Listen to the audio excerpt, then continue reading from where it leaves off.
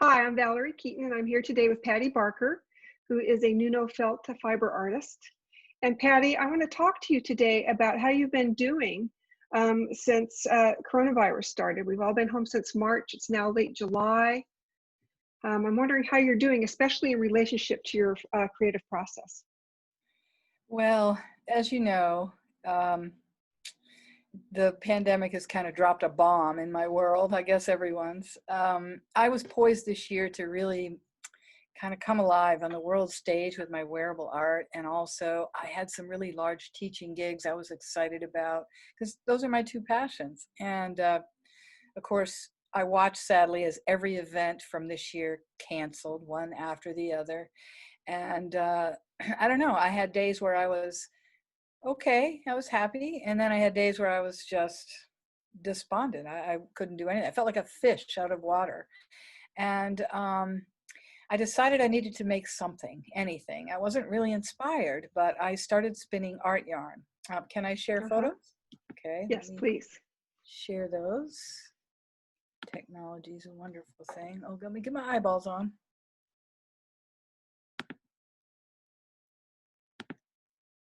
Okay, so I started spinning some of these fun art yarns, and they made me feel better.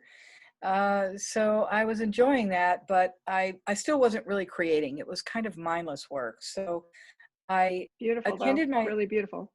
thank you.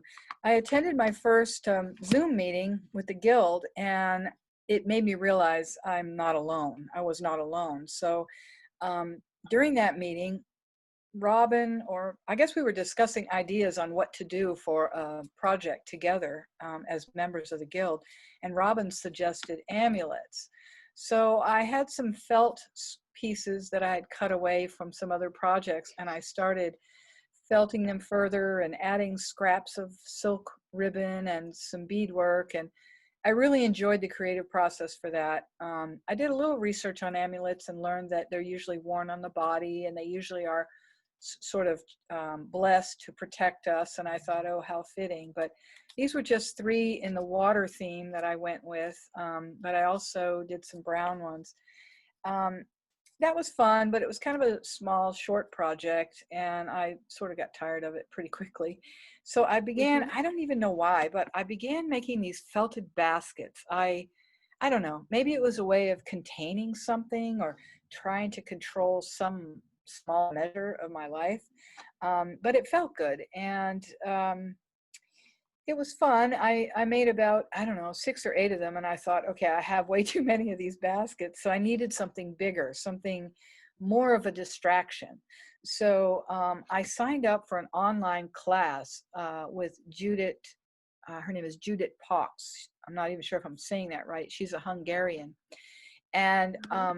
I'm just going to give a little teaser of it. Oops, where did the photo go? A little teaser of it, because what I'm doing for my Odyssey submission for the fair is sort of a video about the whole process. Okay, it's Uh-huh. just not giving it to me. I guess I'm not going to be able to share it. Let me Yes, try. you will. Let Yeah. me try one more thing. See if I can Okay. pull it up here. There's the baskets. Okay, lovely. I'm going to stop the share for a second and go back in. Okay. Okay. Okay. Let's just try that And one more also time. try going the other direction with your arrow too, as Patti. Yeah, I did. I did. Okay, so photos. Yeah, it's I don't know what the deal is there. Oh, there we go. Okay. So this was a really detailed project. Lots of Oh, little parts, lots of things buried in layers of the felt that you had to cut open later. Um, the designer Judith called the pieces that looked like earrings, she called those, they weren't amulets. I forget the word for them now, but anyway, the piece was a lot of work. It took a full 7 days and lots of little pieces and a little color work, and it was a complete distraction from life. I'm going to show some better photos of it in the Odyssey during the video, but I want to give a little uh-huh. teaser here. Um, Again, it took complete attention and concentration. So it was really a lovely distraction from, all the turmoil and things going on in the world. And that was so rewarding that I decided to take another class online. And did you know that you could actually felt paper to wool? I So, didn't. I did not know yeah, I that. know. Who knew, right?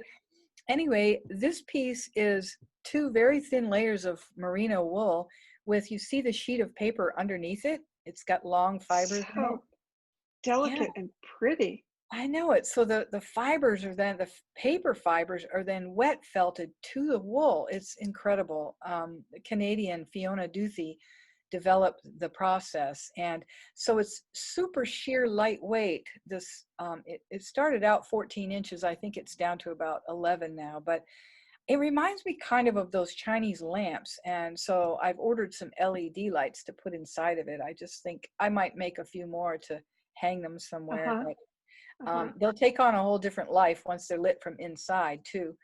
And there are more techniques I'm going to try from that class where you layer layers of the paper to create bas relief shapes.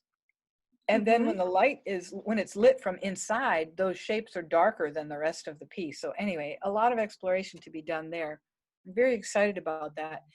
Um, but there's something else that came out of all of these classes, and all of this time on my hands, besides having probably the best gardens I've had in years.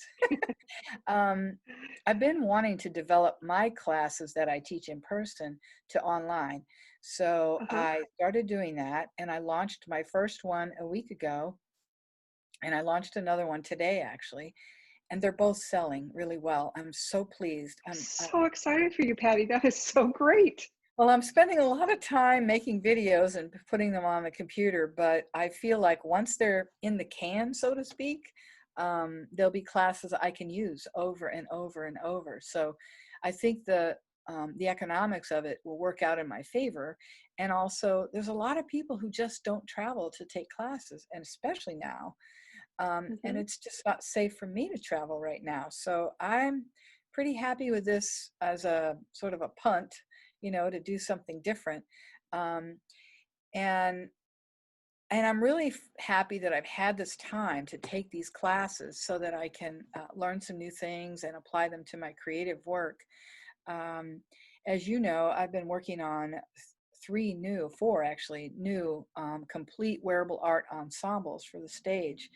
And I use techniques I've learned along the way. So these new techniques will add to that toolbox and really give me some inspiration and some fun ways of making felt do things that maybe people don't think it can do. So I'm really having Uh-huh. fun with that. And I've kind of gotten over the hump of, having adverse thoughts and ideas about the whole situation. I'm just riding it out. We're lucky we live on such a beautiful island, and if you're feeling blue, go for a walk. It's summertime in the San Juan Islands. I mean, who can beat it, right?